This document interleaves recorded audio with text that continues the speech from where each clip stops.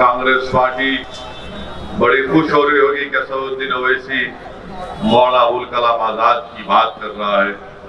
मैं कांग्रेस पार्टी के गुलामों से कहना चाह रहा हूं कि मौलाना अबुल कलाम आजाद ने अपनी किताब जो उन्होंने वसीयत की थी कि मेरे इंतकाल के बाद इस किताब को शाये करना, जिसमें मौलाना अबुल कलाम आजाद ने लिखा, उस किताब का नाम है कि इंडिया विंस फ्रीडम। उसमें मौलाना अबुल कलाम आजाद ने लिखा, वो किताब आज भी मौजूद है, कि कैसे कांग्रेस पार्टी ने नरीमन नामी एक फारसी को बंबई प्रोविंस का चीफ मिनिस्टर बनने से रोक दिया, इसलिए कि वो फारसी थे। कैसे उस वक्त की कांग्रेस पार्टी ने बिहार में डॉक्टर मोहम्मद साहब को, जो चीफ मिनिस्टर उनको बनना था, कैसे उस वक्त के कांग्रेस के कायदीन ने बिहार प्रोविंस के चीफ मिनिस्टर के ओहदे पर एक मुसलमान को बनने से रोका, और कैसे मौलाना आजाद ने उस किताब में अपनी तकलीफ और कर्ब का इजहार किया।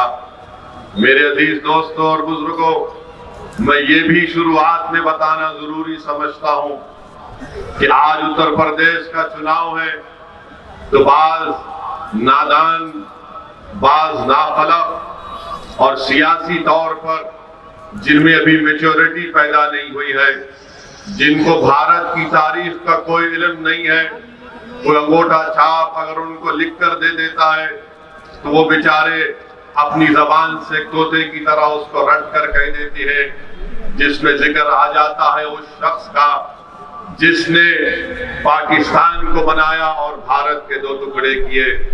मैं उस तारीख का नहीं दोहराना चाहता हूं, बल्कि मैं थोड़ा बहुत पढ़ा लिखा हूं, क्योंकि जिस शख्स ने कहा था, बल्कि नाम ले लेता हूं, जनाब अखिलेश यादव ने जिना का जिक्र किया। मैं मुरादाबाद की इस मुबारक सरजमीन से मोहतरम जनाब अखिलेश यादव को बताना चाहूंगा कि आप कभी तारीख पढ़ लीजिए। हाँ, ये बात सही है कि सरदार पटेल और जिना, नेहरू और गांधी सब बैरिस्टर थे, तो अखिलेश यादव साहब, असदुद्दीन ओवैसी भी लिंकन दिन से बैरिस्टरी करा हुआ है। मैं आपको ये बताना जरूरी समझता हूँ कि भारत को तोड़ने वाले का नाम, इस मुल्क को तोड़ने वाले का नाम और पाकिस्तान को बनाने वाले का नाम मोहम्मद अली जिन्ना था। कम से कम आपको तारीख पढ़नी चाहिए।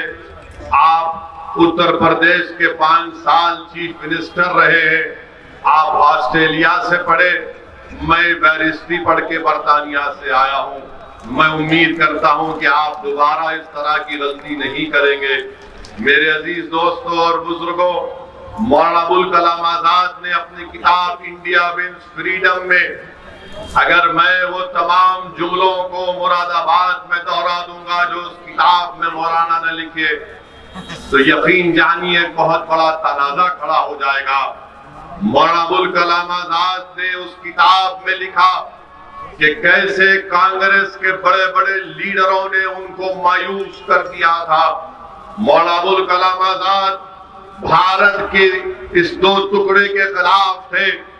उस किताब में मौलाना ने लिखा कि वह कैसे कांग्रेस के बड़े बड़े लीडरों के पास गए और हर कांग्रेस के उस वक्त के बड़े लीडर ने मौलाना को मायूस कर दिया, और कैसे उस वक्त के कांग्रेस के बड़े बड़े लीडरों ने, जिसका जिक्र अखिलेश यादव ने भी किया, उन्होंने मौलाना से कहा था कि नहीं, अब हम इस मुल्क का बंटवारा चाहेंगे।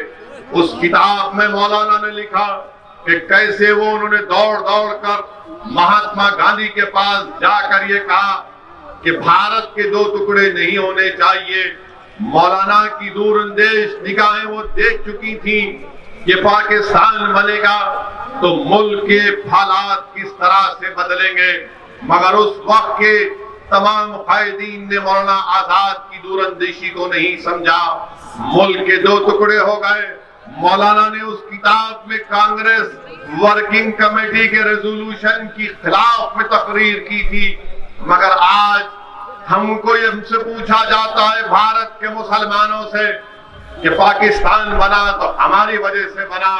मैं चैलेंज करता हूं संघ परिवार के लोगों से, बीजेपी के लोगों से, या फिर ये समाजवादी पार्टी के जो लोग तारीख को नहीं पढ़ते, भारत का अगर बंटवारा हुआ तो मुसलमानों की वजह से नहीं, भारत का बंटवारा हुआ तो जिना की वजह से हुआ।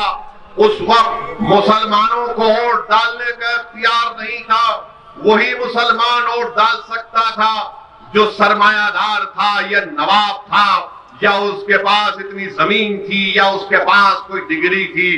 मुसलमानों को मौरद इल्जाम खड़ा करना भारत के 2 टुकड़े का ये सरासर झूठ है, ये मुसलमानों पर इल्जाम है और मैं इस इल्जाम को नहीं मानता। भारत के अगर 2 टुकड़े हुए तो उसकी जिम्मेदार कांग्रेस पार्टी है, उसके जिम्मेदार वो तमाम उस वक्त के कायदीन है, हम जिम्मेदार नहीं है।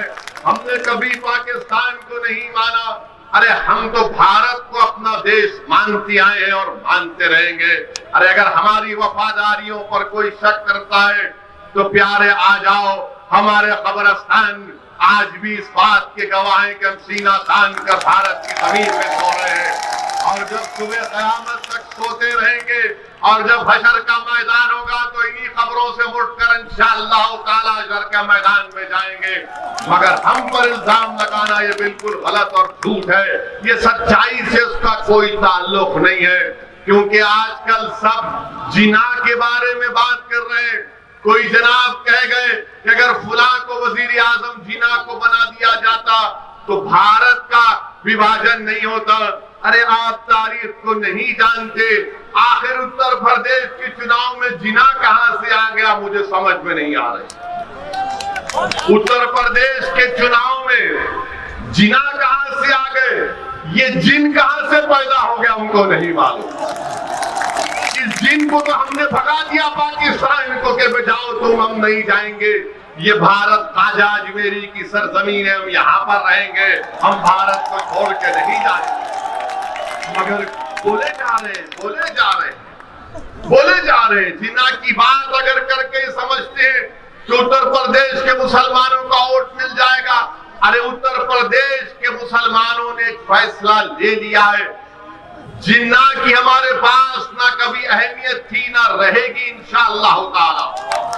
हमारे पास उन मुजाहिदीन आजादी की अहमियत रही, मौलाना अबुल कलाम आजाद की, जौहर बरादरान की, उन मुजाहिदीन आजादी की जिन्होंने अंग्रेजों के खिलाफ जिहाद किया, उन उलेमाओं की जिन्होंने जिहाद का फतवा दिया। अल्लामा फजल खैराबादी ने काला पानी की सजा काटी और फांसी के फंदे को मुस्कुरा कर झूम लिया। अल्लामा फजल खैराबादी ने सावरकर की तरह अंग्रेजों से अपनी जान की भीख नहीं मांगी। अल्लामा फजल खैराबादी ने कहा था कि हक तो यह है कि हक अदा ना हो सका, मैं फांसी के फंदे को कबूल कर लूंगा मगर अंग्रेजों से अपनी माफीनामे का खत नहीं लिखूंगा। शहीद अशफाकुल्लाह हमारे हीरो है, मगर ये लोग इनको भूल गए। जीना करो, इधर समाजवादी जीना, उनके साथी भी जीना और बीजेपी को मौका मिल गया वो भी जीना। अरे आरएसएस वालों, तुम ये तो बता दो कि तुम्हारा क्या रोल रहा भारत की जंग आजादी में। बताओ तुम्हारा क्या रोल रहा भारत की जंग आजादी में। क्या ये बात सच नहीं है आरएसएस वालों कि तुम्हारा आरएसएस का लीडर ने उस वक्त कहा था कि मत लो पंगा अंग्रेजों से, मत लो पंगा अंग्रेजों से, किताब में लिखा हुआ है। कि आरएसएस के लोगों ने ये नहीं कहा था कि मत लो पंगा अंग्रेजों से। आप कहां थे? सन 57 की जंग आजादी हुई, आप तो पैदा ही नहीं हुए। आपकी पैदाइश 1919 की है। 99 साल आपने चड्डी पहनकर लट फिराया, फिर ख्याल आया कि बच्चों का हम पैंट पहन लेते हैं, आपने पैंट पहन लिया। आप तो थे ही नहीं कहीं पर, आज आकर आप हमको सिखा रहे हैं, आज आकर हमको बता रहे हैं भारत से मोहब्बत। अरे भारत से मोहब्बत हमको इतनी है कि चप्पे चप्पे पर हमारा खून बहाया गया, हम अपने खून को बहाकर इस मुल्क को आजाद करवाया। क्या ये बात सच नहीं है? ये आरएसएस वाले शुरू कर दिए हम पे उंगलियां उठाना कि मुसलमान। अरे ये बता दो, क्या ये बात सच नहीं है कि जब मुल्क आजाद हुआ तो क्या तुम्हारे गोलवालकर ने लिखा नहीं कि हम इस तिरंगे को नहीं मानते, 3 रंग अशुभ कहा था उन्होंने, ये रिकॉर्ड है। गोलवालकर ने कहा ये 3 तिरंगे के रंग अशुभ है, हम इसको नहीं मानते, भारत के आईन को नहीं मानते, मनुस्मृति को मानते हैं, रिकॉर्ड है ये। इनकार करोगे? आओ बैठो, बताओ, बहस करो, 5 मिनट में भाग जाओगे, 5 मिनट में भाग जाओगे। आप हमको दर्द देने आए, आपको मालूम ही नहीं।